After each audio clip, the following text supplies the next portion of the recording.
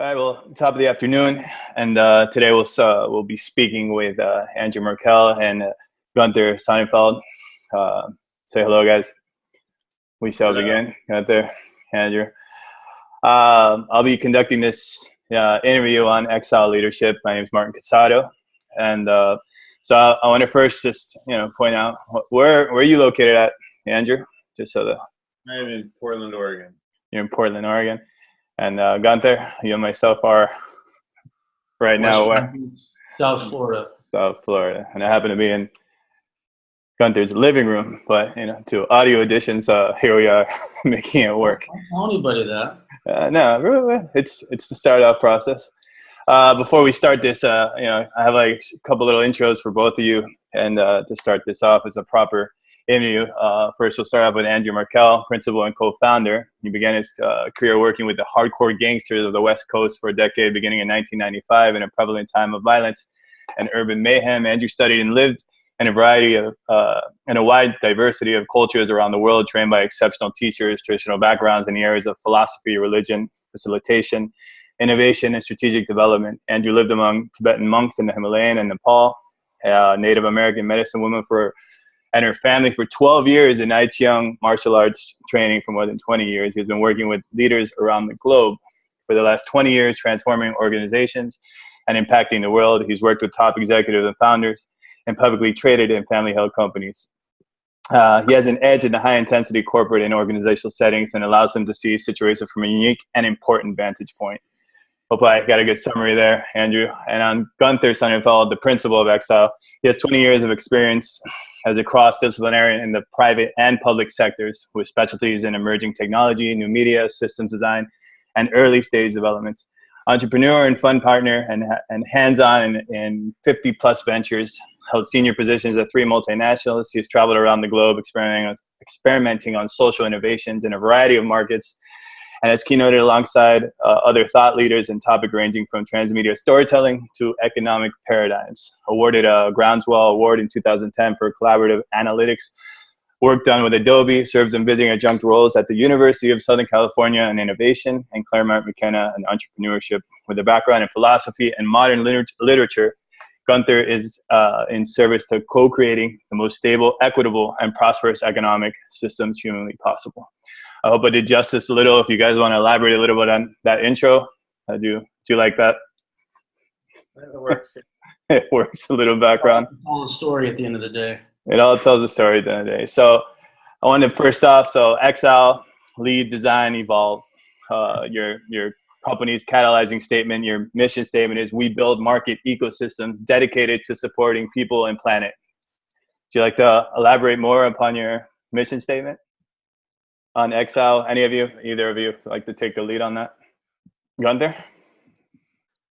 Yeah, well, we are a combination of an innovation studio and an early stage advisory and corporate advisory company. So that means that we do a combination of consulting with businesses that are already in revenue and pre-existing, whether they're small or mid-cap companies, all the way to large corporations.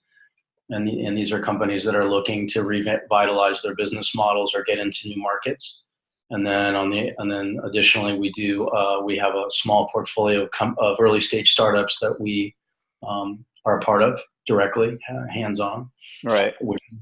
So, and then all of these efforts are in service to building alternatives, particularly infrastructural alternatives in the areas of technology, media, food, education, pretty much all the primary critical domains that would affect society. So, and the environment. So that's basically what we do. Right. Would you like to add anything to that, Andrew? Well, just what we're building right now is we're initiating we're doing an individualized token offering to build out our entire ecosystem that is grounded in our core elemental methodology, which is called smart ecologies. And that is going to be going live in about a month and a half. Right. Fully comprehensive system whereby we are generating new assets and facilitating the emergence of these assets in the form of projects and companies. Right. Opportunities to, and I say that because we see that as the way in, the only substantial way into creating the change that is required right now on the planet. Right. And that is going to be an ineffective strategic approach, and we'll talk more about that and why. But that's the essence of and the culmination of our work is happening right now. Right. Okay, I got that. Yeah, I'm gonna bring something up later on the smart ecologies. Just kind of smoothing into this intro of both of you. And how did you and Gunther meet? Will you guys like explain and how you brought this together and just a little background on that? I was involved in a small innovation group out of San Francisco that Andrew knew, and basically he advised us, and then we branched off because we shared, we were way more aligned philosophically and otherwise. Right. So yeah, that was the inauspicious beginning, if you want to call it that. But truthfully, we had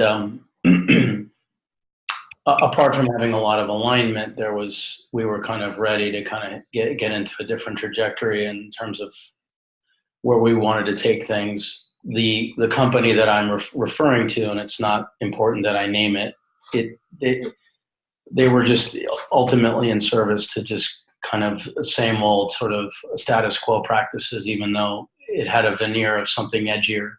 And we were not interested in doing any of that. We wanted to fully commit to doing things in a different way, and digging in fully to, innovation and leadership practices that would be actually transformative, as opposed to these pre-indoctrinated things that were kind of off the shelf and really, in a nutshell, didn't push people to create, have the inner disruptions that are required to make change in the world. Right. Yeah. Right. And Andrew, anything to follow up on that and how you guys encountered and meet and saw how you two can collaborate to make what is Exile today? Well, it was a typical modern process of having to dig through a lot of debris to find each other, right? And work through a lot of connections and a lot of people and a lot of relationships and a lot of projects that don't work, to connect and then realize, okay, what we have is extremely complementary and powerful together, and just an immediate reckoning with that. And so and it's very much grounded in Exile itself. I mean, Exile as a symbol and as a company and as a reality is really a beacon for those that understand the central importance of Exile as a place of being. Right. Being outside the commonsensical, outside the norm, outside the dominant culture, looking back in gives folks the most unique and important vantage point about how to create solutions. Right. Gunther and I share that path of having walked most of our adult lives, in particular, outside the dominant culture. Right. That's right. Now lead us into the next question. And as far as having this collaboration coming together, what inspired the name Exile? Can you elaborate on that? And what's the story behind the name itself, just to stay with the name and what inspired you to call it Exile? And if there's a story behind that? Yeah, well, it represents multiple things.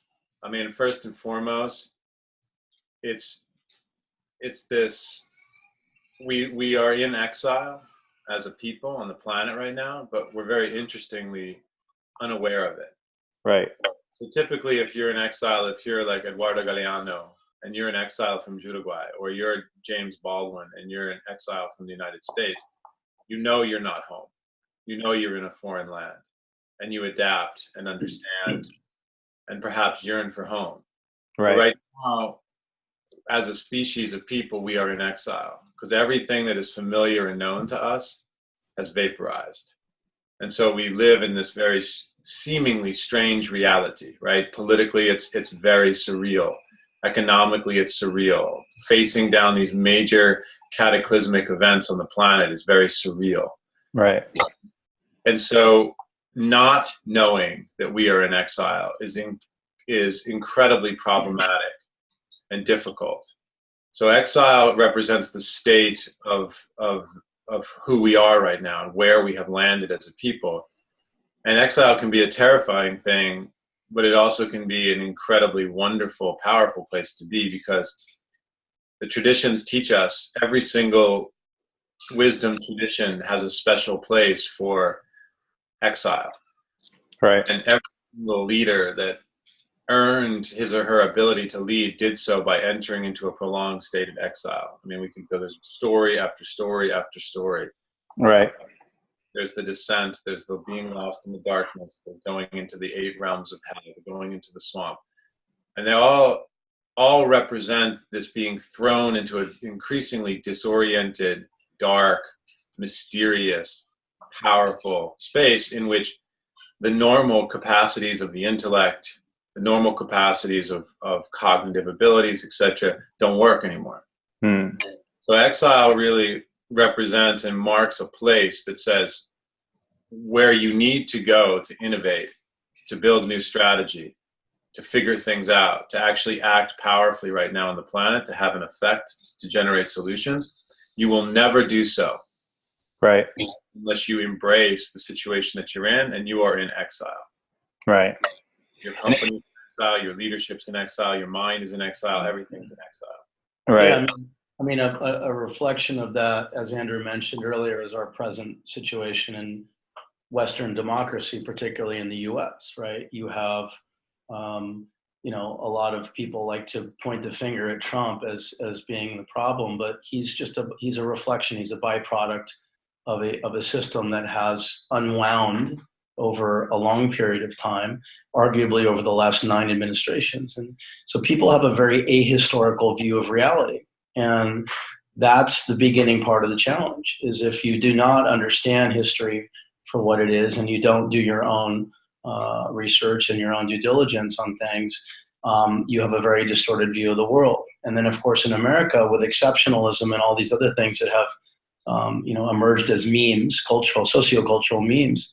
Right. You know, there's a lot of there's a real disconnect for people in terms of understanding the very realities that face them in everyday life. So there's 2 aspects to this. One is embracing reality for what it is and being able to see realities in a very visceral and tactile way, and then discerning what that means to then take action and take responsibility. One of the things that we see common in with people that we work with or interact with is they have a real disconnect from reality, which results in a form of entitlement, you know, and they don't take responsibility for their own lives and their own situations, and they're relying basically on a broken system to provide them with answers. And of course, that's kind of a form of insanity. So exile, again, is the space that we can go where we can jettison the status quo thinking, we can jettison these preconceived belief systems and really ground ourselves in what's real and what's possible. Right. So, yeah. That's a good, that's a great way to put that in. I recently moved from Miami to here, and I met Gunther, and we hit it off on certain things. One thing that struck me in some of our conversations, I remember somebody next to you had asked you what is it that you do, Gunther? And you said, I dedicate myself to helping people and the planet to make it a better place to live. And I thought that was pretty cool that you had that kind of answer, as opposed to the mundane, I'm just a lawyer, I'm this or a venture capitalist, whatever it may be. But to say a phrase like I dedicated myself to helping people and the planet to a better place to live. Can you explain the whole market ecosystem and things like that to go into what Exile is portraying, supporting the people and the planet? I want to revise the statement. I don't know if I said that exactly, and if I did, that's not quite. It's something that struck me. I'm just putting it there. I thought it was funny. I'm not, and we're not really interested in helping people per se. Right. There are, for people that want help, of course, we have healing and leadership capabilities that we provide. But this is not about helping people in terms of enabling the same old behaviors. And Right. in fact, we had this conversation yesterday with a few people. You know, being compassionate sometimes requires that we turn away from people because, among other reasons, you know, they need to kind of come to their own conclusions about what, you know, what their life means to them, and as spirits and souls, you know, they're on their own trajectory. So this is not about saving the planet or saving people or any of that stuff. Right. We have a custodial responsibility to steward resources and protect resources on the planet. That is the basis of our approach. Right. And that goes into our ecological perspective on how we can revitalize the economy. But I want to be very, very clear. We have no interest in saving anyone. We have no interest in even saving the planet, because that's sort of a ridiculous notion. What we are capable of doing, and what we are in service to, is building up ecosystems where we can provide pragmatic, applied, and sound solutions for problems that, in our view, are quite clear and actually not insurmountable. So, Right. Yeah. Well, in that sense, what is the what's it called? Andrew, you like to add anything to that part, or we continue forward? No, that's good. I mean, we just really want to emphasize. Yeah. We're not here to save anybody. We're not here to help anybody. We're not doing this whole liberal progressive thing. Yeah. No. It's about understanding what's at stake, what the opportunity is, and just being ruthlessly pragmatic and sound and intelligent and building solutions. And for us, it's simple. If you're an adult human being, you recognize that you have to take responsibility. Right. The world that we live in is not a world that I'm willing to pass on to my kids. Yeah. Or anybody's kids. I'm not going to have my legacy being that we created this mayhem. Right. Right. And it's not like, oh, someone else did it. Sorry, son. Yeah. No, this is my reality. I'm responsible for it. And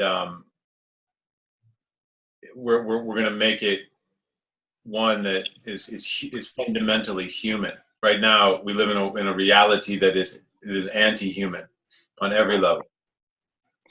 And in this anti-human, can you explain more the market ecosystems, and more on that, in changing what is happening now and what you guys are applying in Exile? Yeah. So look, I mean, it's pretty simple. There are closed ecosystems that exist in business currently, right? So Apple is a closed product ecosystem. Right. So ecosystems have existed for a long time in various forms of commerce. Even with sharecropping, there were ecosystems there, which were the early origins in the U.S. business entities. So what we've seen over time is that there is an opportunity to rebuild markets through what we call market ecosystems, where you have shared resources and you have distributive leadership and all sorts of things, where you're basically opening up those ecosystems in a way where you rise all boats with the tide.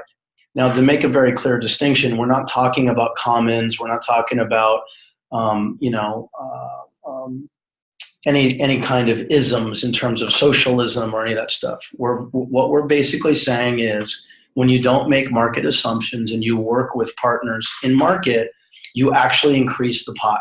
That's really all we're saying. And there are plenty of isolated examples of this around the world. Kallenborg, Mondragon, in South America, a number of great examples. In Canada, with the Montreal co-ops, there are great examples there. And again, this is not about capitalism versus socialism versus commons versus any of these sort of designations, which are very dualistic and binary and isolating. It's very simply the idea that when you don't make market assumptions and you work in partnership, you see all the economic realities and possibilities that are available to you. And then you rise all boats with the tide. Right. Andrew, to go back on, you spoke a little bit before on the smart ecologies. Can you elaborate more on the smart ecologies? It's something that I read up on in the website. I want to know a little more on the smart ecologies. Can you speak more on that? Mm-hmm. I mean, fundamentally, back in the day when I was working with the gangsters, one of the things that you see is that despite all the amazing work we did for young people and all the amazing work we did for families and did some really incredible stuff, one is left with the conclusion that unless I create economic opportunities in the world for folks like these, I'm not really doing much. I may be inspiring, I may be enlightening, I may be showing them a spiritual reality, I may be doing a lot of things. But ultimately, if when they leave me, they have to go back to the same destructive, predatory economic reality that exists all around them and us, then what good am I? So Right. smart ecology is a response to that.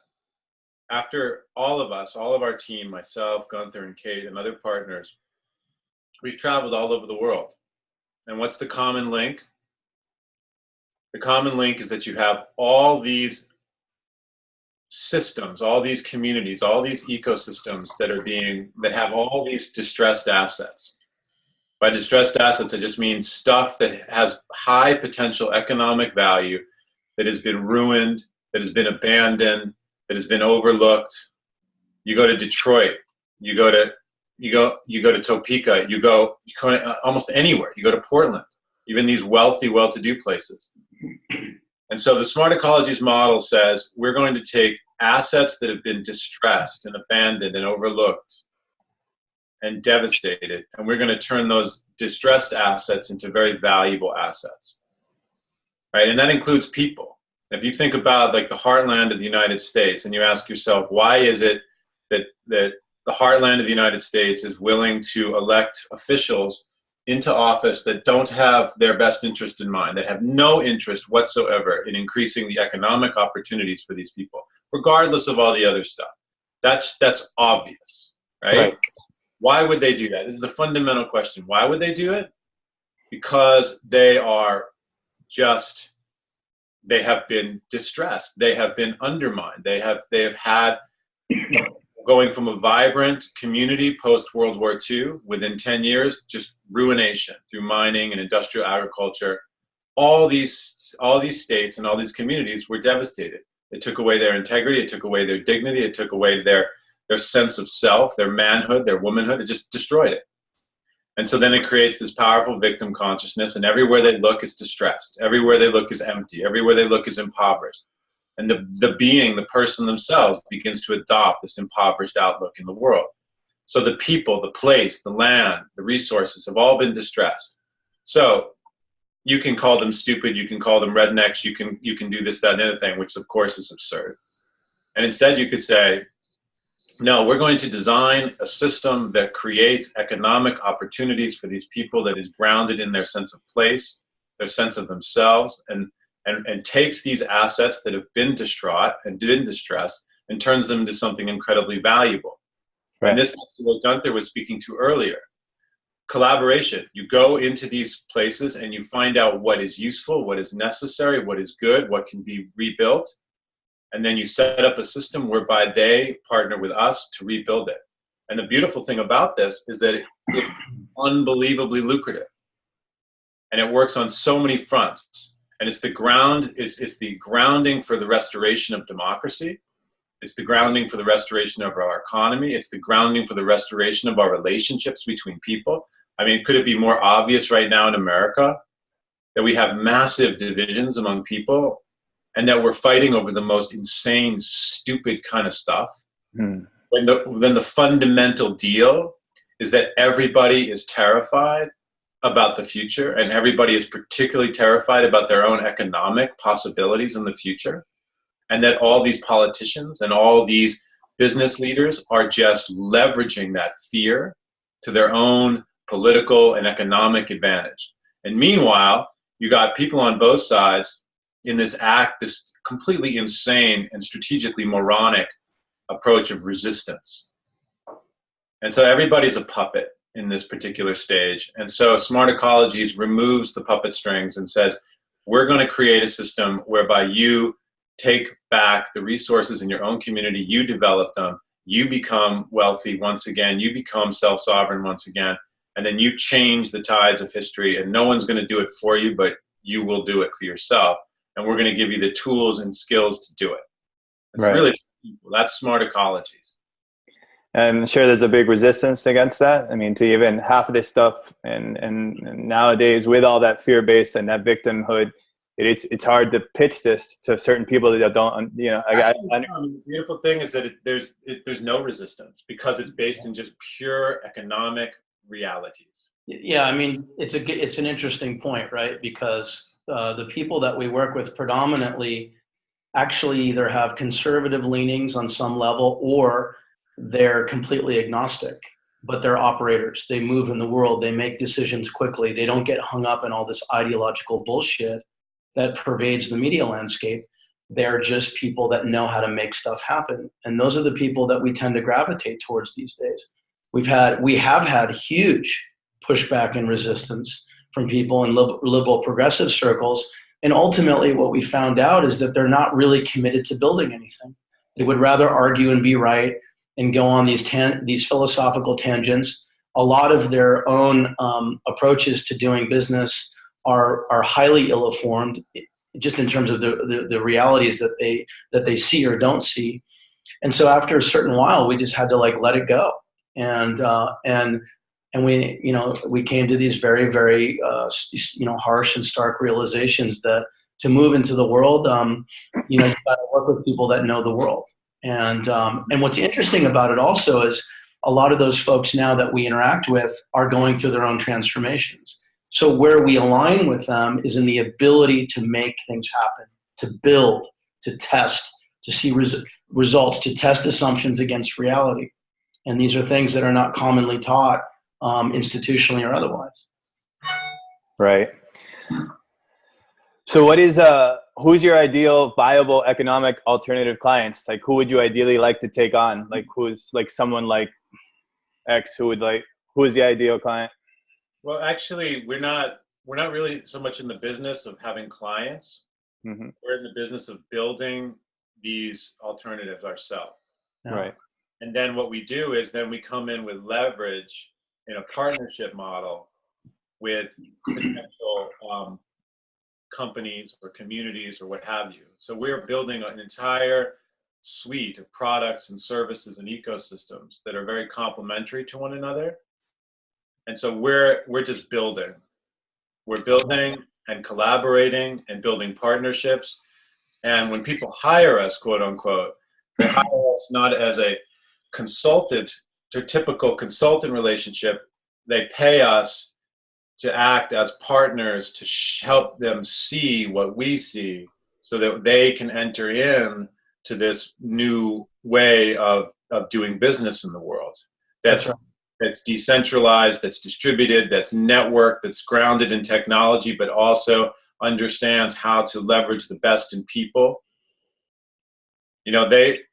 Just about everybody that is an operator that has eyes wide open in the world recognizes that there's this rather titanic shift happening right beneath their feet. And the old tools and the old practices and the old ways that they've been trained are increasingly inadequate to deal with these shifting realities.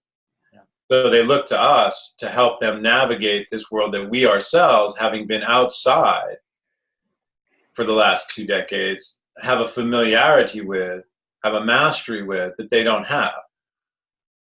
And so what we do is we help them, but they already do possess very powerful operational skills. They understand how business works. So this is just a relatively simple and elegant transition to apply those existing skills into this new landscape and acquire new ones. Right. Yeah.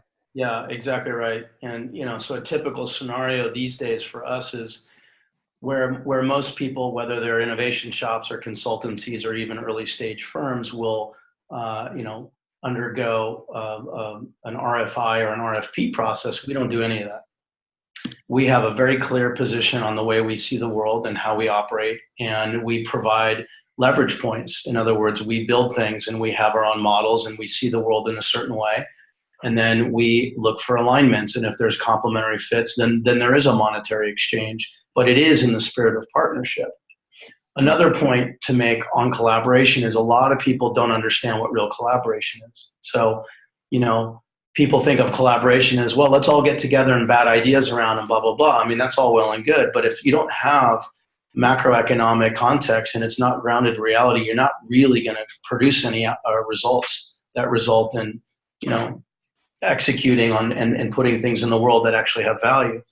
So collaboration in our view is really more about where are there operational and economic alignments. You identify those opportunity spaces and then you make agreements to execute on them, whether it's strategic, starting from a strategic standpoint, or if there's something more advanced and evolved where you plug into a current infrastructure, technology, operational, and then there's a very specific outcome that you go after. So it's a very different way of doing business. In our view, it's really, for us, it's the only way to do business, right? Because on the other side, if a large corporation came to us and said, well, help us fix this problem, but we don't align on what the problem actually is, then we're wasting their time and our time, right? And that commonly happens, right? You can see that. Yeah. So we're not interested in that. We're not in service to that. We don't do that. Yeah. So that, going into the next thing, that would be what you describe here in your actually your website at the exileleadership.com says within your firm page that you're strategically navigate this space, your space as an innovative studio and an investment advisory group. Is that what is that in comparison to like per se, like what their terms now saying masterminds or stuff like that? Well, we're not competing with anybody. I want to make that very clear. Okay. Right? We're not competing over leadership or innovation practices. That doesn't mean anything at the end of the day. I just want you to describe the space when you say. Well, the space economically is a very large, as we say, is a very large economic space, which is roughly about $123 trillion in market capitalization. What do we mean by that? There's a gap in the spectrum of early stage startups, which are a very small percentage of companies in the world, and 15,000 some odd companies around the world that are operating with larger footprints. And in the middle are what we call the middle markets. And that literally is a $123 trillion market capitalization space. So that's the space that we navigate. And that's where all the opportunity is. And it's specific to what we describe as ecological needs: basic sustenance, food, water systems, clothing systems, housing systems, new financial instruments, which are all tied to the way local economies flourish. This is a massive opportunity space, which is predominantly overlooked. And I'll give you an example. On the startup side, you have 90 or 100 unicorns with some with $1 billion valuations. But the reality is, technology companies can claim to contribute to GNP growth or GDP growth. But the reality is, in the Silicon Valley, only about 1,000 new jobs are created per year. We have 310 million people in the United States. You're providing 1,000 more jobs. I would say you're not really having an impact. Okay, it's a bunch of nonsense. On the other side, you have 15,500 corporations, 147 multinationals that control over 70% of the known resources in the world, but they're extracting and not regenerating those resources, right? So if you take those two polarities and you look at the middle, it's massive opportunity. Now, another data point is there is $289+ trillion earmarked across social impact funds, okay? Pension funds, mutual funds, private equity funds, family offices, multifamily offices, venture capital, institutional venture capital, corporate venture capital, okay?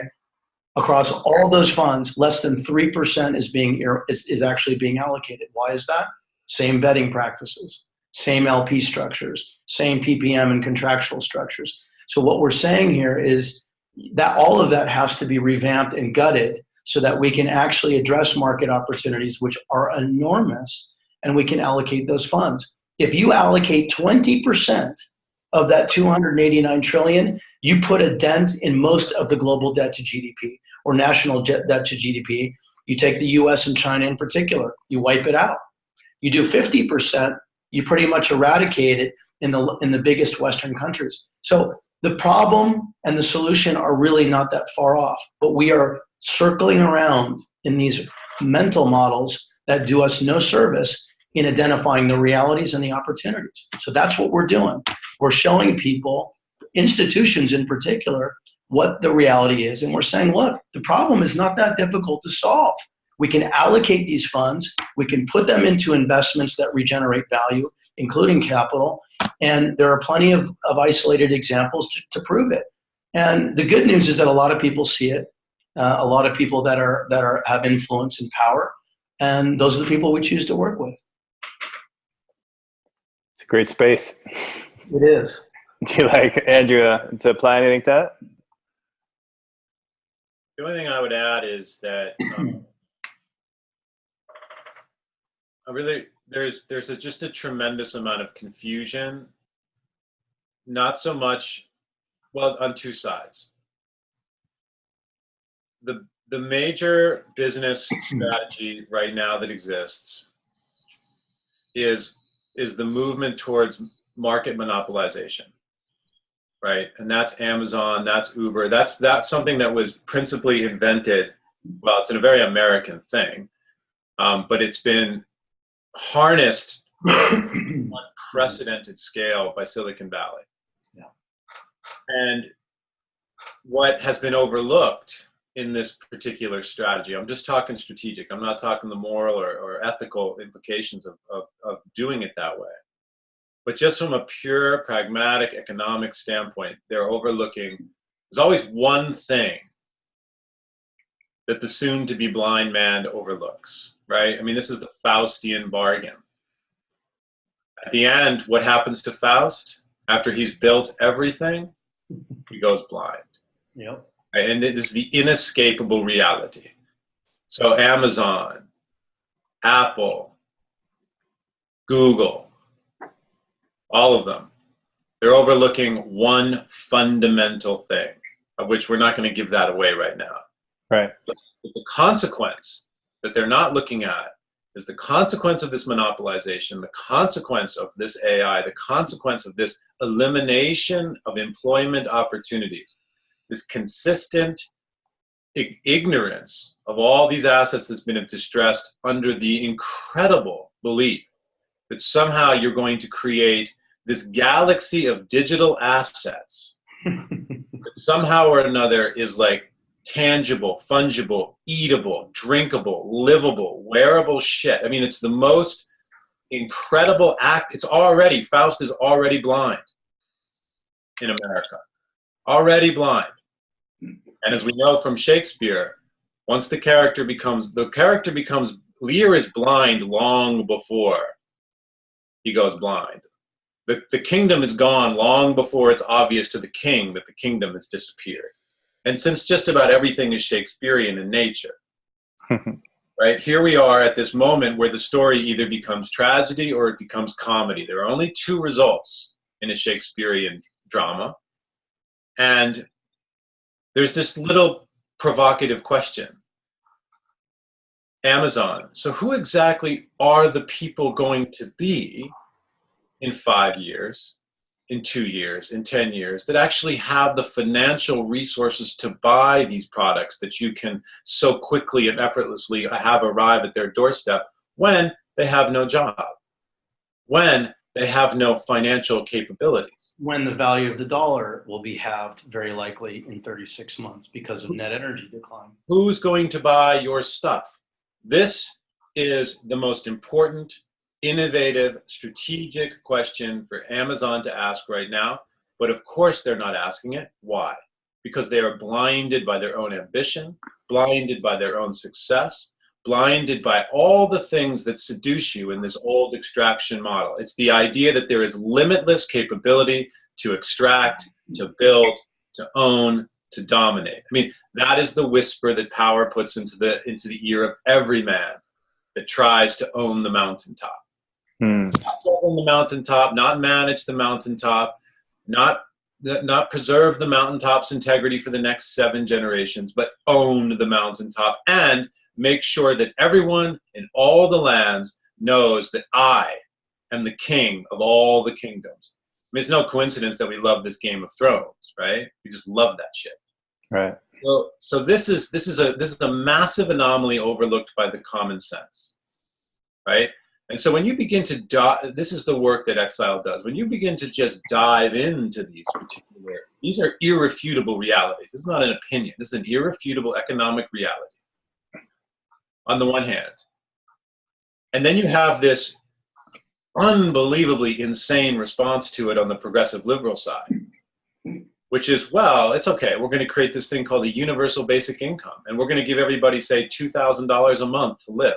Well, first of all, who can live off $2,000 exactly that's not 19 years old and living with their parents, right?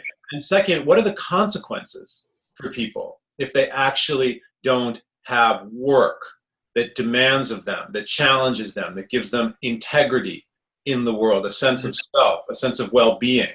Yeah. Human beings are designed in our DNA to work and work well and steward the creation of good things, good land, good legacy. Good work is confused with capitalism, and then capitalism is confused with, this idea that, money is bad or whatever it is. I mean, there was a guy that I kind of had it out with, who's one of the leading guys in UBI.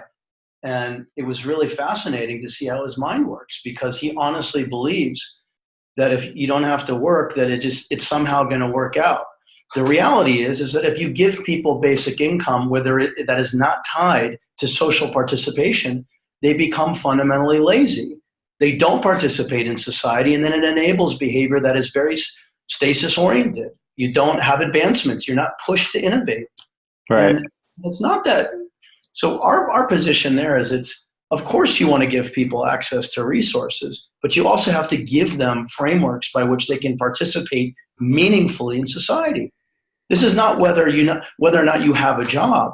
This is whether you can actually create opportunity for yourself and other people when you have resources available.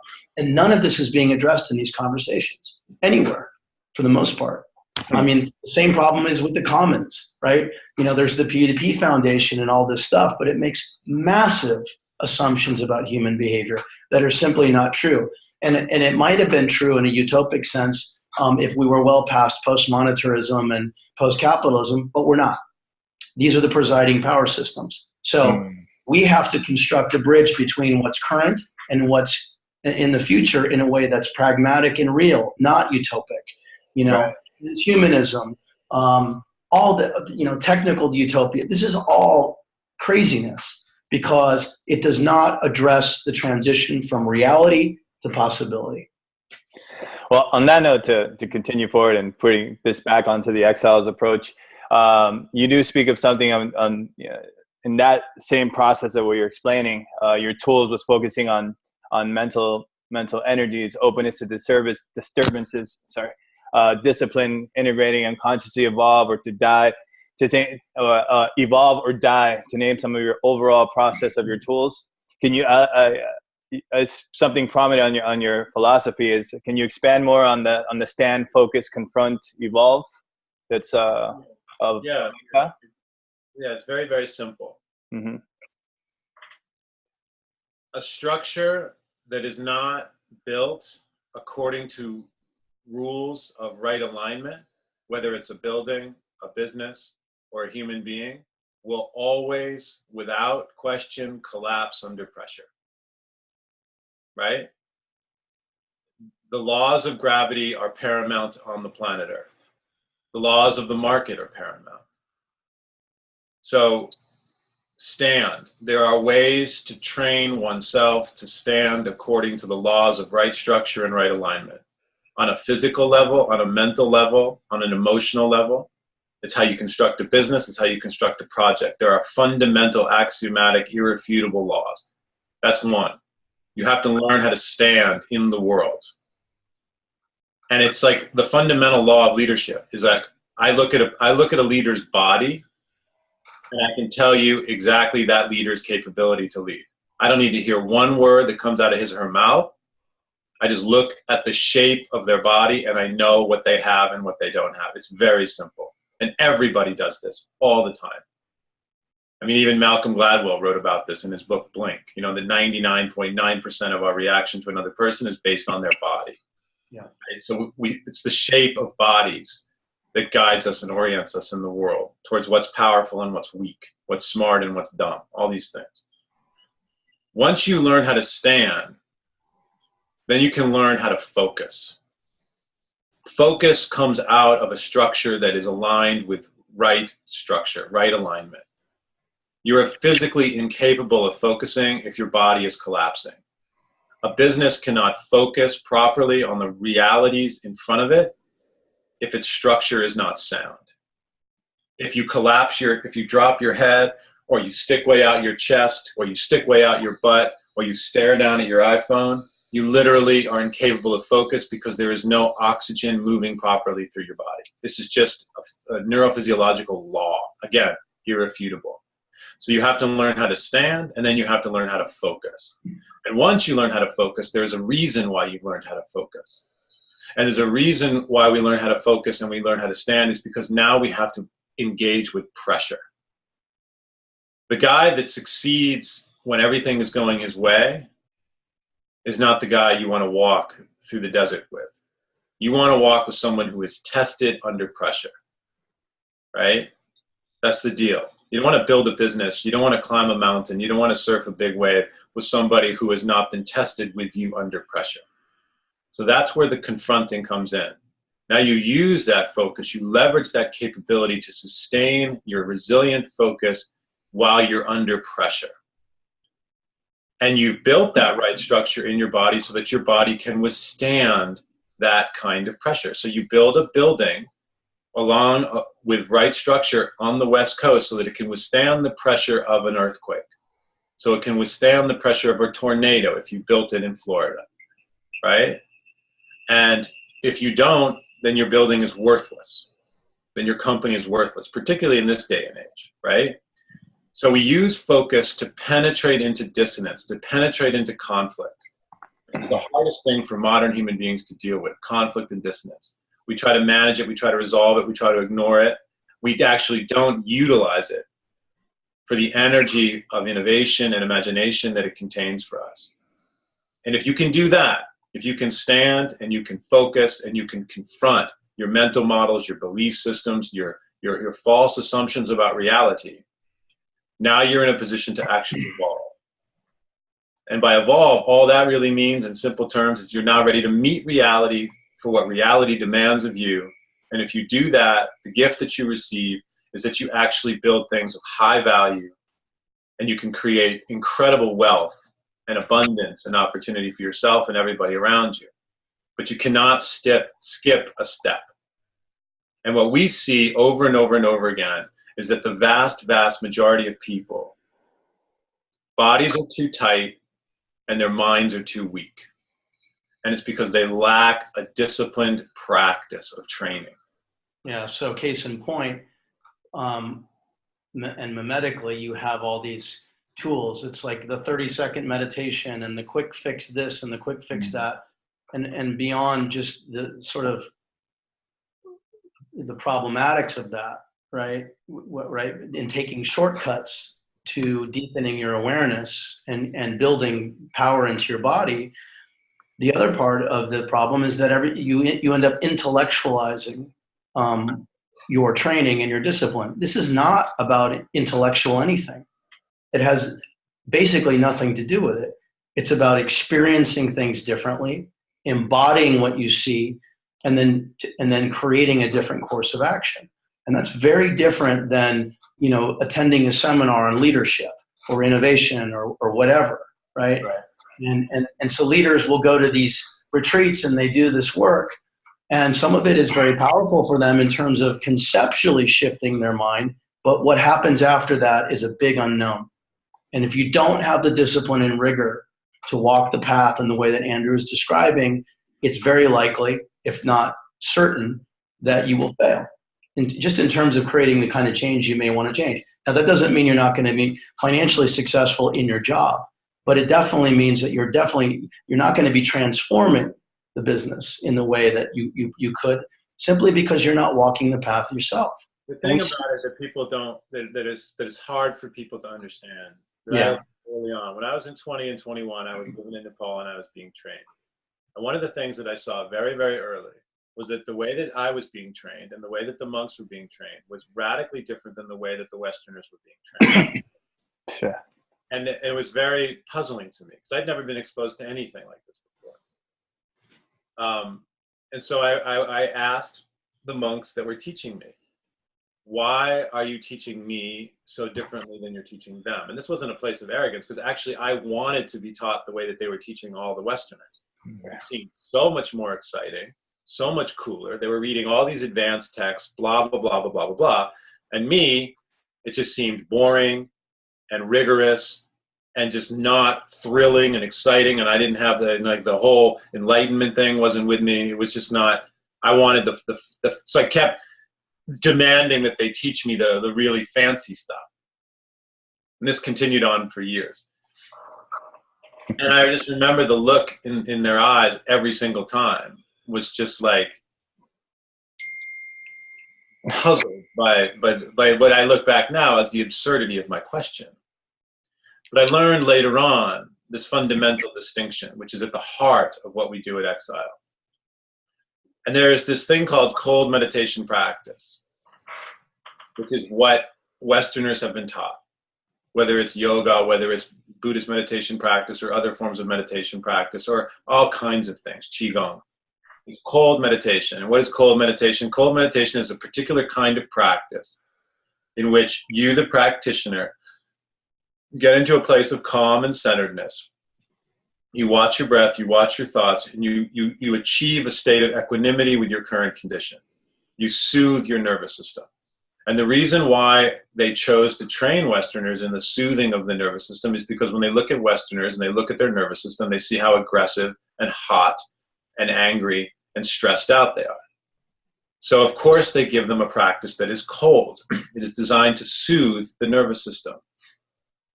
And people use it very successfully to soothe the nervous system, right? And then they leverage it to achieve happiness and to achieve bliss and to blah, blah, blah. But that's not how they train.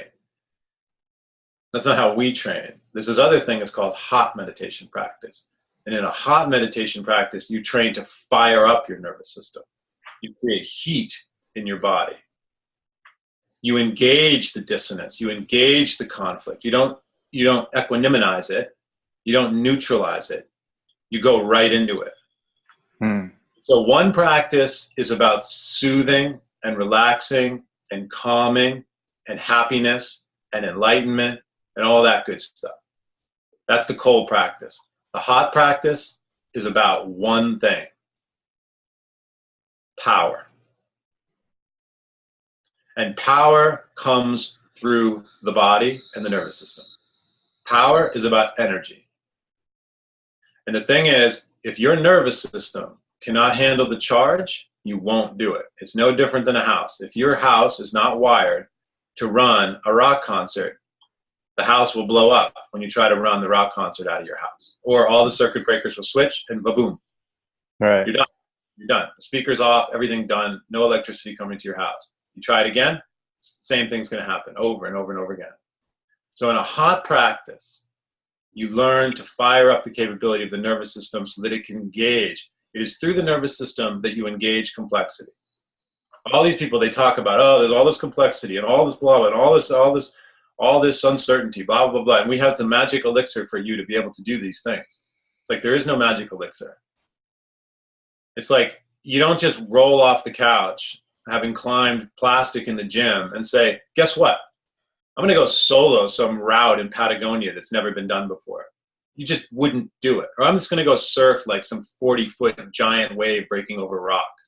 I surfed the local beach break like for a year. I think I'm ready. You would paddle out and the mind would revolt. We didn't even let you just wouldn't do it. Right? But somehow or another, we think in life, we certainly can do these things, but you can't. And so the essence of the thing is that the way that we build in our systems and the way that we train people is that you will learn how to engage the world through a lens of power. And that's what this is about. It's not about resistance. It's not about enlightenment. It's not about saving the planet. It's not about any of that stuff. It's about power. It's about who possesses power and who doesn't. It's about what real power is and what the illusion of power is. And what we see on the planet right now is that just about everybody is completely seduced by the illusion of power. Yeah. And that's Definitely the illusion of it, and that they pitch that hard here in the U.S. especially. I want to go on to the next question. There are time constraints. This is all very powerful stuff and amazing. And I want to see, so this, what we just spoke about there, so you must cringe in a way that with both your experiences on the huge industry of self-help term, or how they change it now as self-improvement. So the real question is to narrow it down to self-improvement versus self-mastery, which is intense in sense of the power part, right?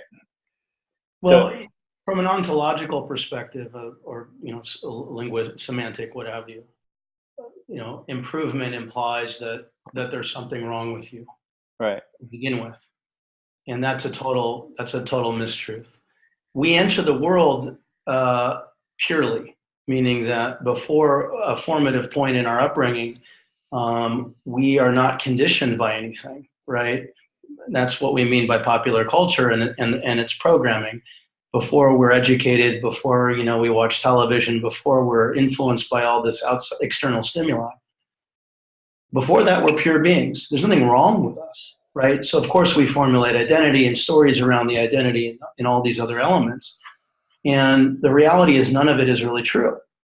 So it's not about improving anything.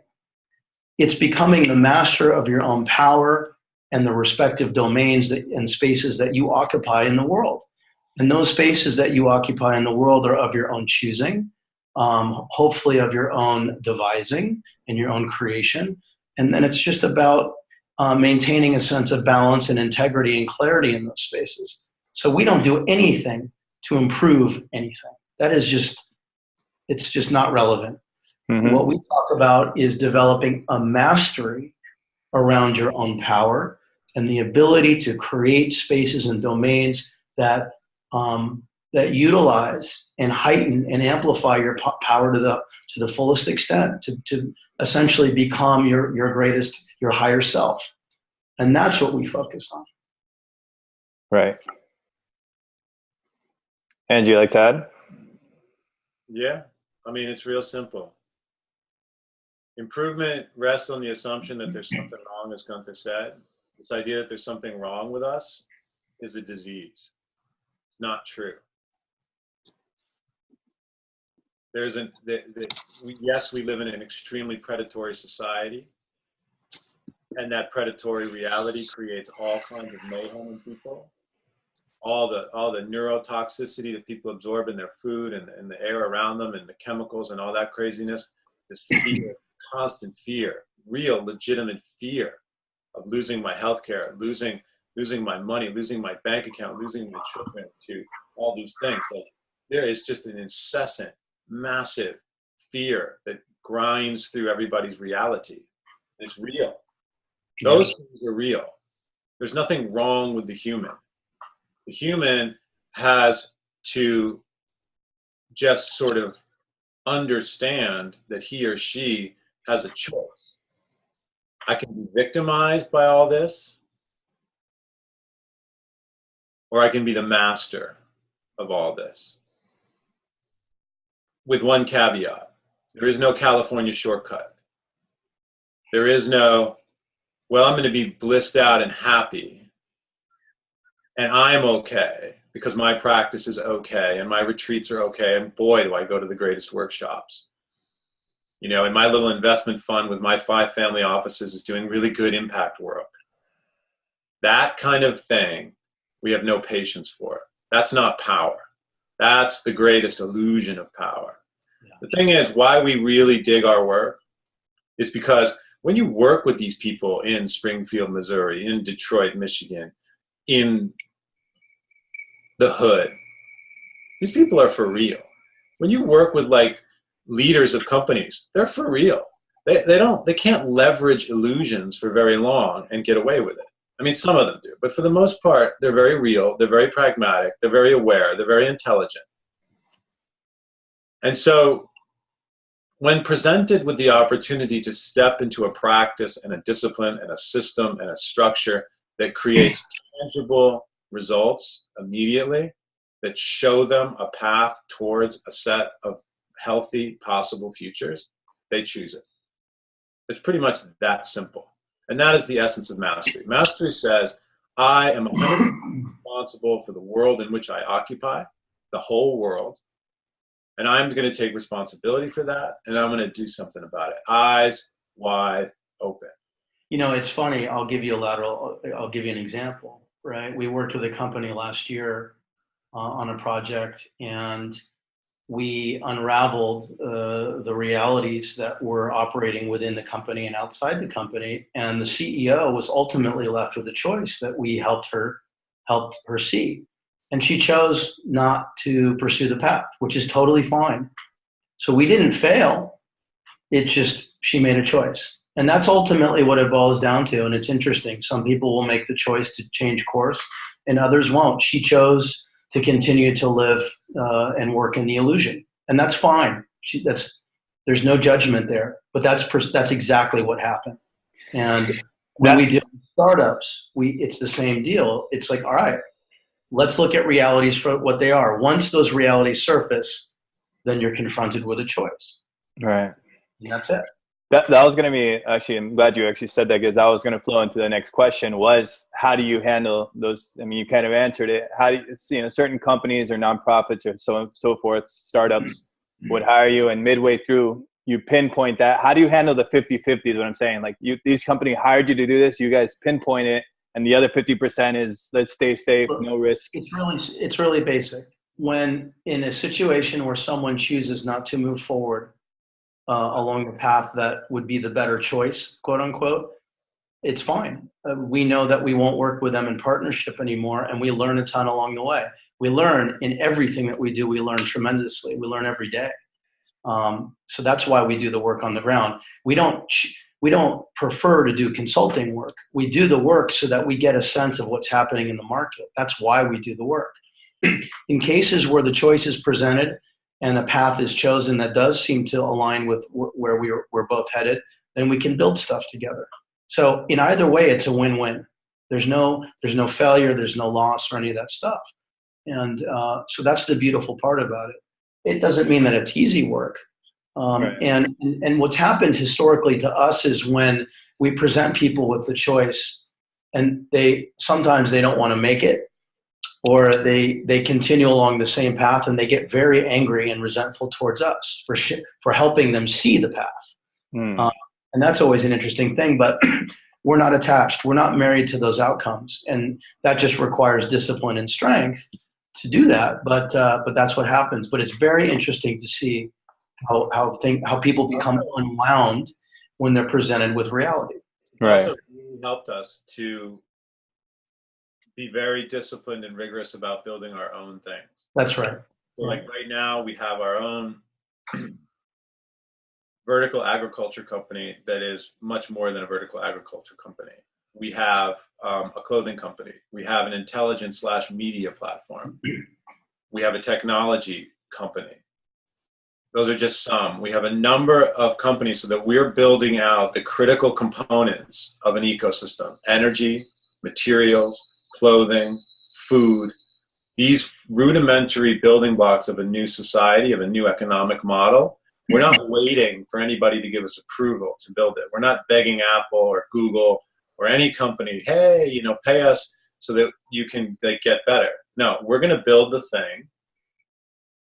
And then if they want to join us, they can. If they don't want to join us, that's fine. And to be really clear about what Andrew just said, and we're not asking for validation or acknowledgement of this, but this is the fact. We've sacrificed everything to do this, okay? And it's interesting because it's what people perceive to be risk and reward. If you want to use that as an operating metaphor, we've risked everything to reap the rewards of what we're doing, and we're convicted. There's no concept of failure. We're just doing it. And however we have to adapt along the way is how we do it. And we're doing it also, mind you, with not a ton of money or even a ton of resources per se. Whatever we've made, we've thrown back into our own businesses. for good reason. We're betting on ourselves, you know, and most people don't do that. They don't bet on themselves. They don't even believe in themselves to the extent that they can make those bets. And that's not a judgment either, but it's an assessment of where we are as a society. So when people point fingers and they blame the system, but they don't build the alternatives, the only person you can blame is yourself. There's nowhere else to go. How are you going to rely on a broken system to see the changes that you think you want to see in the world if you have no skin in the game? And that is the biggest fundamental problem we see with people out there, is they don't have real skin in the game. I'm not talking about skin where, you know, you put $100 million into a passive investment and you're not really involved in the outcomes. We're not talking about that. Skin in the name being you are responsible for the outcomes, where your own life and resources go in to the foundation of what you are building, and you are responsible for what happens. That's what we've done. And it's going to work out because we know that when we have skin in the game to that extent and we can adapt in the ways that we can, then something's going to happen that's going to be probably what we never thought of. and that's totally okay. That's where uncertainty plays a wonderful role in life.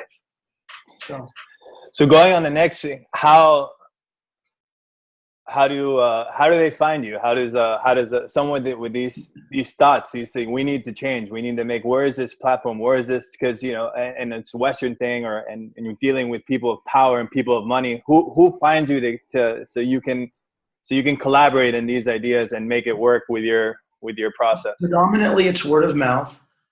We have pretty extended networks at this point. I mean, Andrew and I have been operating in the world as adults for almost 25 years, right? I'm 45, he's 46, so we're not spring chicken, but we're still young in terms of, you know, our lives to be able to go and interface. So it's predominantly word of mouth. And frankly, it's the culmination of relationships that we've cultivated over many years and a lot of sacrifice, right? You know, people in social media or in online networks, they expect, you know, some, you know, phenomenal outcome for interfacing with people. But the reality is it's about the depth of relationship. And that's earned. You have to earn the right to speak. You have to earn your authority in the world, just like you have to earn the right to have access to things that most people wouldn't have access to. It's very simple. So it's that. And then what we do with our writing is we know we don't write for a large audience of people. We don't want to. We write for ourselves. And a lot of people, particularly as of late, have responded to what we've written who have some real value to bring to the table. And that's the intention. The intention is to draw people who are committed, who are serious, who have something of value to bring to the table. And those are the people we work with, not the people that just want to extract information from us or get something else or say, prove it to me or show me, which happens a lot. Yeah, we just jettison those interactions because they're a waste of time. And unfortunately, a lot of young people are like that. You know, they feel like they deserve for you to take the time to show them things, even though they're not gracious and they don't provide any reciprocity or anything like that. We don't deal with that. So yeah, it's word of mouth. And then it's a relatively small cadre of people that are committed and serious. And it's as simple as that. Yeah. Right. Andrew, anything to add? The only thing I would add is that InSearch, which is our intelligence platform, will be going live at the end of this month with a beta, and that we've been in development with for now 6 months. It's rather badass, and we'll be featuring a number of deep explorations into spaces. I think the first 4 is cryptocurrencies, alternative energy, food, and then a geopolitical. I think we're doing health and wellness and education. So pretty much all the vital areas of socioeconomic sustenance and growth we're addressing. Universal basic income is in there. Some really powerful topics that are frankly not very well documented in mainstream or alternative media. And then we've spent over a 10-year period, we really worked on the proprietary format called Open Inquiry, which is essentially just a contextual way of creating generative dialogues online that are non-argumentative or binary, but more about presenting positions and substantiating them with key information, and then taking tension points and creating more stories. So it's a reaction, it's a response to the collapse of media, the collapse of journalism, and that's right. the collapse of intelligence. That's right. And it's not about fake news or real news or any of that stuff. It's really that the nervous system and the mental capability of people in general has been so damaged by living in this predatory binary duality that we have right now, that they literally don't know how to think coherently. They don't know how to engage coherently. And the internet, as everybody knows, has done nothing to actually help that. In fact, it's accelerated that level of distortion and confusion and incoherence in people's speech, thinking, and people's dialoguing. So Insurge comes in and says, we have a radically improved way for you to engage information, for you to engage knowledge, for you to engage each other, with the very powerful mission statement of that you will come onto this platform, you will learn how to generate real insights, you will learn how to move those insights into dialogue and conversations with others that will have one purpose, and that is the purpose to actually build things, viable alternatives in the world. And this is what everybody on the planet is looking for. How do I engage with real knowledge? How do I learn how to cultivate and hold on to an insight? How do I build relationships, not around identity, not around beliefs, not around ideology, but how do I build relationships around insights, legitimate insights into reality that mean something? So yeah, so the reputation platform, to Andrew's point, is based on what he just described. Actions taken in the real world and the outcomes from those actions, okay? Totally different way of having reputation, where now if you go on LinkedIn, it's all based on influence. Most of these people haven't built shit in the world. I don't want to listen to some fucking guy tell me about how leadership and innovation who has no skin in the game. It's a waste of my time. I'm not saying everybody's like that. Right. But what I am saying is that we have created a system of influence and, and all this sort of detached ways of speaking about the world that are not integrated. I mean, case in point, you go on LinkedIn, nobody builds anything on LinkedIn. They just argue in these threads, right? Mm-hmm. We want to remove all of that, and we're not going to allow people who have no skin in the game to have a presence on our platform. That's just the bottom line. You either contribute and you're open, or you're not, or you're out. No more of this nonsense that we see on Facebook and on Twitter, and where it's all fake and it's all about owning ideas and blah blah blah. We're getting rid of all of it. It has no place in the future. Right. So. Well, to continue forward, you answered one of the questions already, so I'll just skip to another one. It has I read somewhere on that captivated me on the constraints of organizational life. Like, what advice can you give on helping free some of those customary Western constraints of organizational life? I mean, it's real simple. Mm-hmm. Just trust what you see. Just trust what you see. That's it. Look at what is all around you. Take it for what it really is. And ask yourself, is this the world I want to be responsible for? And if you're actually occupying an ounce of your humanity, you would say, no, this is not the best that I can do. This is not the best that my company can do. This is not, when I'm dying and my grandkids and my great-grandkids are looking at me, I'm not going to look them in the eye and tell them that I was lazy, that I was weak, that I just went with the flow, that I spent my whole life resisting, that I amassed this massive fortune that came at the cost of all this madness and mayhem, and because it was just about getting mine. Yeah. That's not the last thought that you want when dying. And the reality is, and this may sound morbid, but it's in fact the most irrefutable truth of all.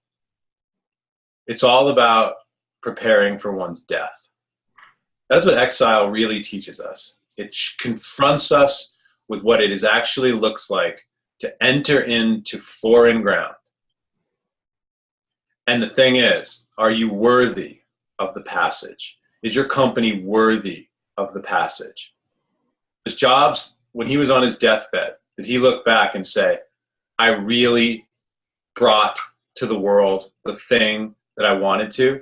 Did I treat myself, my body, my family the way I really wanted to? These are very personal questions. But No. everybody needs to ask themselves these questions right now, because we are in a time where everything around us is being destroyed. Yeah.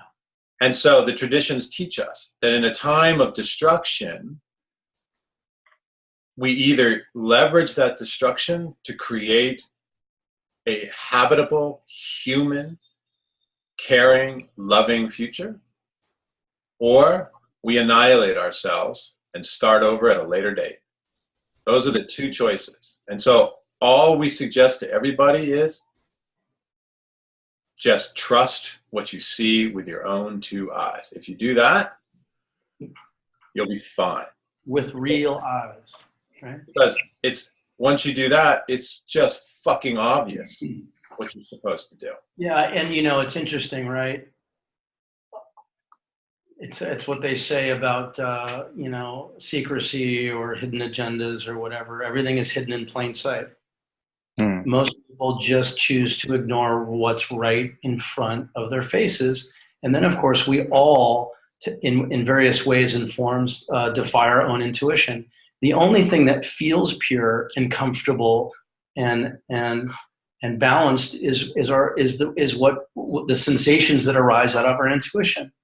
Right. Yet we're told to go against our gut in various ways. Right. And it's craziness.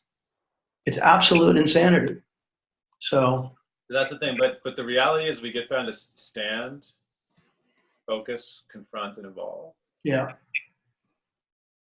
You have to train to see. You have to train to trust what you're seeing. You have to train to take what you're seeing and actually put it into the world in terms of forms that have sustainability and longevity and create opulence and wealth and abundance.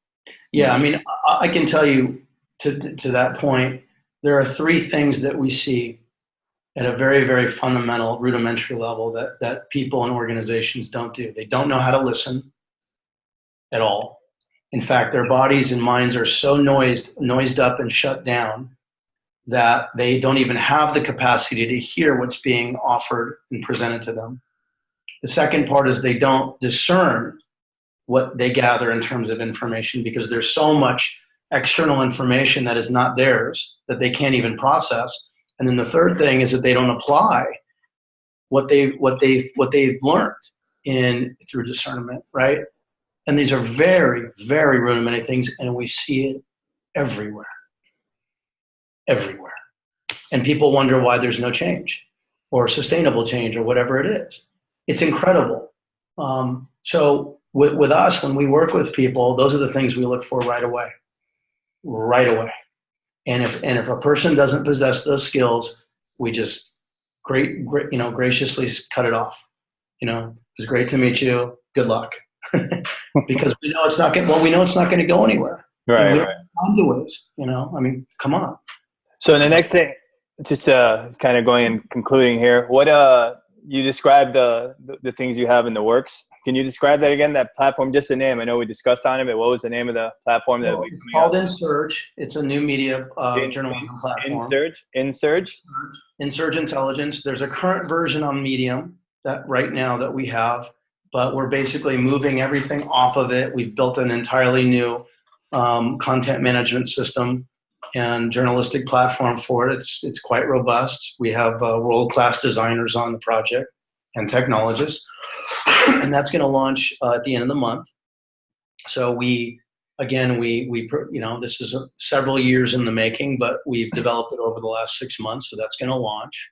And then, as we said, we have a number of businesses that are infrastructurally oriented, that are already in existence that we're building. Some are in revenue, some are in pre-revenue. But they're all building new types of assets and asset classes that fulfill on the needs that we described earlier in this podcast. Okay. So, and then we are also going to be issuing what's currently known as an ICO. We're actually calling it an initial token offering, which will give people access through tokens to a new economic protocol that we've been developing that is tied to the assets and companies I just described. So we're actually finishing up a white paper right now, and that offering will happen in the next few weeks. So yeah, it's all part of the process, you know. I just have a kind of last question, and probably on my own. I like asking these kind of questions. Do you have any, and both of you have asked, do you have any go-to books, any favorite books you go back on just because you love the message, story, or just because, as opposed to what you're reading now? Do you have a go-to book that comforts you in a way? Well, I would say that there are two books of critical importance for anyone that wants to provide leadership right now on the planet.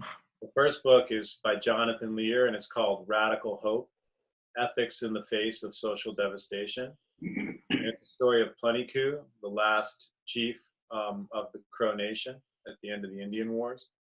And it asks a very powerful question of a leader. What do you do when everything that your entire society and culture has been built upon is now gone? Right, so it really examines leadership at a time of collapse.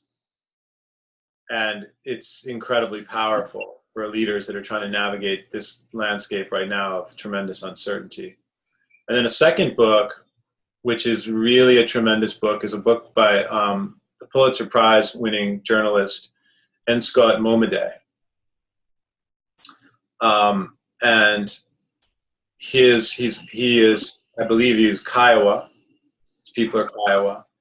He's a brilliant writer, and it's a book of nonfiction and some fiction essays, but it's called The Man Made of Words. And what it is, it's a really incredible exploration of language and seeing. So from a leadership perspective, the way that we enter into the world through language, the way that we enter into the world through sight, is of such critical importance right now. And we should also try to understand what leaders in the past did to guide their community, their people, out of one world that is gone into another. And this is the challenge of exile. Exile says that world that you left is gone, and it's never coming back. This is the existential reality that is gripping people today in their bones, right? And you see that on both sides. You see the supporters of Trump, and in many ways, they're clamoring for something that may or may not have existed in the past, right? But they want it, and they're willing to destroy everything in their path to get this thing, right? They want that thing. They refuse to enter into a different state of being. But they're no different than their counterparts, the people that are resisting them, the liberals and the progressives, who too are equally in service to fighting for a magical reality that is no more real. This is making no moral judgment on either party. Right. But they need each other in this kind of radical way. And the opportunity for both parties is to recognize that there is no past that's coming back, nor is there some magical future that exists just because it's supposed to, right? There is no entitlement to any future whatsoever. And so instead, what these books help us to understand is that there's an entire legacy behind us. That if we anchor in it, we will understand exactly how to enter into this moment in time with power. Because what we see on both sides of all these equations is powerlessness. That's right. What is the relationship to the liberal progressive, to the angry bad guy of the day is now the white supremacists? Both groups enter into the world in a state of deep powerlessness. They enter into the world suffering under the weight of a powerful victim identity. And they'd have to fight each other over some sort of scrap of land that doesn't even exist.